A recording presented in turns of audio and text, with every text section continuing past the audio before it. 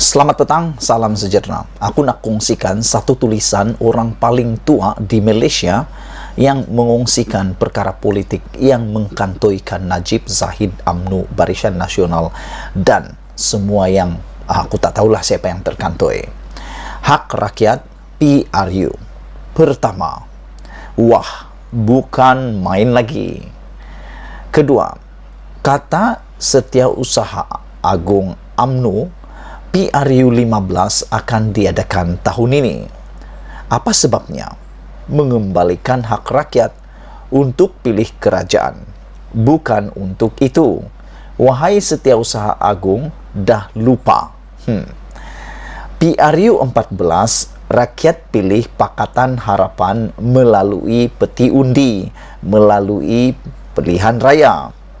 Tetapi Barisan Nasional rampas kuasa melalui lompatan, bukan kehendak rakyat. Itu yang Ahmad Maslan lupa. Kerajaan sekarang, kerajaan pintu belakang. Ada sesiapa yang menafikannya? Kalau ada nak nafikannya, tulis dalam ruangan komen ini. Kalau anda setuju, tulis komen anda juga. BN bukan utamakan hak rakyat. UMNO utamakan UMNO untuk jadi Perdana Menteri.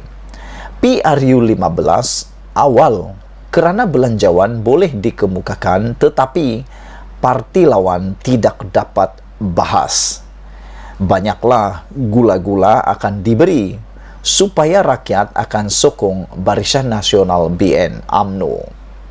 Jangan peduli. Bulan November, banjir besar, angin kencang. Ramai tak boleh undi. Ramai kehilangan rumah. Ramai di tempat-tempat tertentu. Ramai yang akan cedera dan mati. Okeylah, itu masalah mereka. Kerajaan akan tentukan. Penyokong UMNO boleh undi. Bantuan wang dan makanan boleh diberi. Dahulu, jumlah pekerja kerajaan tak sampai 1 juta.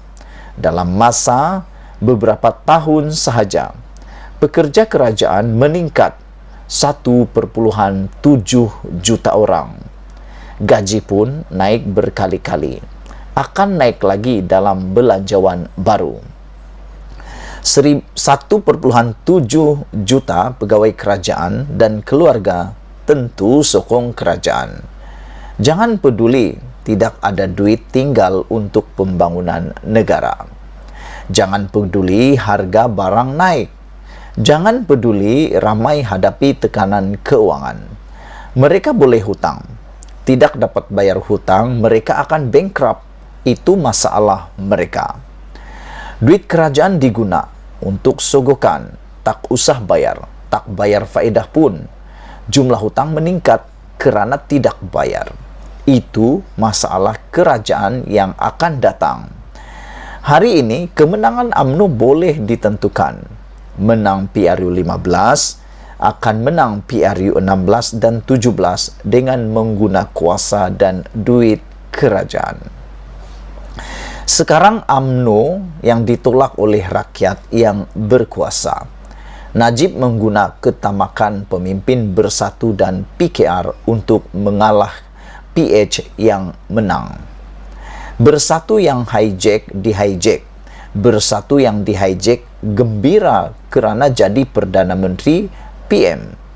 Lepas itu, Perdana Menteri Bersatu dijatuhkan oleh UMNO dan UMNO menjadi kerajaan. Parti yang ditolak oleh rakyat jadi kerajaan. Sebagai kerajaan, UMNO akan tentukan bila PRU 15 akan diadakan. Mana dia bersatu? Tidak berkuasa lagi kah? Dalam PRU 15, Bersatu tidak akan menang sebab tidak dapat sokongan UMNO dan PAS. Inilah nasib parti yang tikam belakang kawan untuk masuk melalui pintu belakang. Sesungguhnya langkah Sheraton memulakan ketidakstabilan politik dalam negara. Sebelum langkah Sheraton, semua kerajaan dipilih melalui PRU. Mahyadin dan Azmin yang melangkah dan menjadi boneka dalam perancangan Najib. 9 hakim, 3 mahkamah mendapati Najib bersalah. Fikirlah, wahai rakyat Malaysia. Ditulis oleh Dr. Mahathir Mohamad, 4 Oktober 2022. Tinggalkan komen Anda untuk isu pada kali ini. Malaysia kita punya, kita jaga sama-sama, teruskan bersama ulasan ini. Saudara para penonton sekalian, selepas keputusan dan pendedahan juga pengakuan Zahid Hamidi ini, aku sudah mula keliru siapa sebenarnya Perdana Menteri di Malaysia. Yang di Malaysia ini, adakah kita mempunyai 2 orang Perdana Menteri ataupun 1 saja? Selepas pengakuan Zahid Hamidi ini, aku tambah keliru. Aku tambah tak tahu siapa Perdana Menteri sebenarnya. Adakah Ismail Sabri Yaakob ataupun Zahid Hamidi? Ini Zahid Hamidi belum lagi dilantik, belum lagi menang PRU15, belum lagi apa-apa, sudah mengarah-arahkan Perdana Menteri. Jadi aku pikir kalau benar nanti, kalau ditakdirkan Ismail Sabri Yaakob akan menjadi Perdana Menteri lagi selepas PRU15 kerana kemenangan UMNO Barisan Nasional dalam PRU nanti, aku jadi lebih bingung dan lebih jadi gelisah. Aku jadi lebih risau dengan kedudukan seperti ini. Kerana secara terang-terangan, Zahid Hamidi mengaku hari ini dalam artikel berita di Malaysia Kini, ditulis, Zahid berkata, saya nak Perdana Menteri menghadap agung semalam. Timbul semula satu persoalan mudah. Malaysia ini milik top 5 UMNO ke? Malaysia ini milik Zahid Hamidi ke? Perdana Menteri itu di bawah telunjuk Zahid Hamidi ke? Siapa sebenarnya yang berhierarki tinggi di Malaysia? Selepas yang di Pertuan Agong, yang aku tahu, selepas yang di Pertuan Agong, dan ada kerabat-kerabat diraja dan yang sebagainya, di bawahnya itu ialah siapa lagi kalau bukan Perdana Menteri, orang paling kanan di Malaysia. Dalam pentadbiran Malaysia, ketuanya adalah Ismail Sabri Yaakob. Tapi kelihatannya apabila Zahid kata, saya nak Perdana Menteri menghadap agung semalam, seakan-akan Ismail Sabri Yaakob berada di telunjuk Zahid Hamidi. Kena ingat, Ismail Sabri Yaakob adalah Perdana Menteri untuk rakyat Malaysia, bukan Perdana Menteri semata-mata untuk UMNO.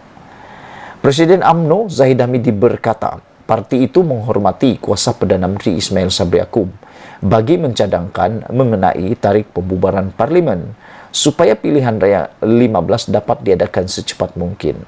Ditanya sama ada naib Presiden UMNO itu diberikan tempo untuk menasihati yang di Pertuan Agong, Al-Sultan Abdullah, Sultan Riyatuddin Al-Mustafa Shah, supaya berbuat demikian, Zahid secara berseluruh berkata, ia sepatutnya dibuat semalam.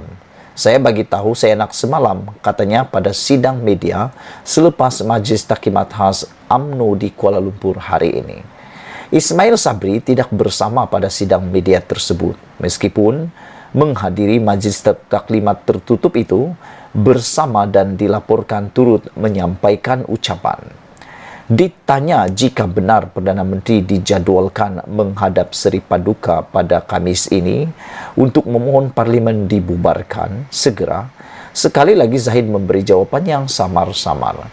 Saya tak mimpi tarik itu, katanya ringkas. Awal hari ini, Ismail Sabri memberitahu bahawa beliau akan menghadap yang di Pertuan Agong dan adalah perkara rutin lazim buat seorang Perdana Menteri. Menghadap Agong, saya menghadap setiap minggu sebelum mesyuarat kabinet, kata Ismail Sabri. Yaitu macam minggu ini kalau waktu Parlimen kabinet hari Jumaat, hari Khamis saya jumpa, katanya. Kalau hari Rabu mesyuarat kabinet, hari Selasa saya jumpa, katanya lagi. Perjumpaan dengan Seri Paduka lebih kepada kertas mesyuarat kabinet, kata Perdana Menteri. Sementara itu, mengulas lanjut soalan sejauh mana UMNO BN akan tetap mengadakan PRU 15 dalam tahun ini, Zahid yang juga adalah pengurus CBN menegaskan perkara itu telah diputuskan secara rasmi oleh UMNO. Pada 30 September lalu, parti telah buat keputusan rasmi yaitu PRU wajib diadakan tahun ini katanya. Selain itu, Zahid berkata UMNO juga akan memulakan perbincangan dan rundingan berhubung calon PRU 15 pada Isnin depan. Minggu depan kita akan mula berbincang dan membuat rundingan yaitu Isnin depan katanya. Menurutnya, pemilihan calon-calon bagi PRU 15 kali ini mesti mengikut kriteria sekaligus tiada calon-calon yang dipilih mengikut klaster-klaster tertentu katanya. Untuk pemilihan calon pada kali ini, pengerusi-pengerusi perhubungan negeri akan mengemukakan nama-nama calon berkenan kepada top 5 bagi penentuan calon yang memenuhi kriteria. Tiada calon yang mengikut klaster tertentu. Dan yang penting, calon UMNO yang memulakan panji-panji Barisan Nasional, katanya. Terdahulu, Ismail Sabri dan Zahid mengadakan pertemuan khas dengan 191 sayap bahagian parti itu secara tertutup. Sekian dulu untuk kali ini. Jangan lupa tinggalkan komen Anda untuk isu paling hangat ini. Malaysia kita punya, kita juga sama-sama cintai Malaysiaku. Bye-bye.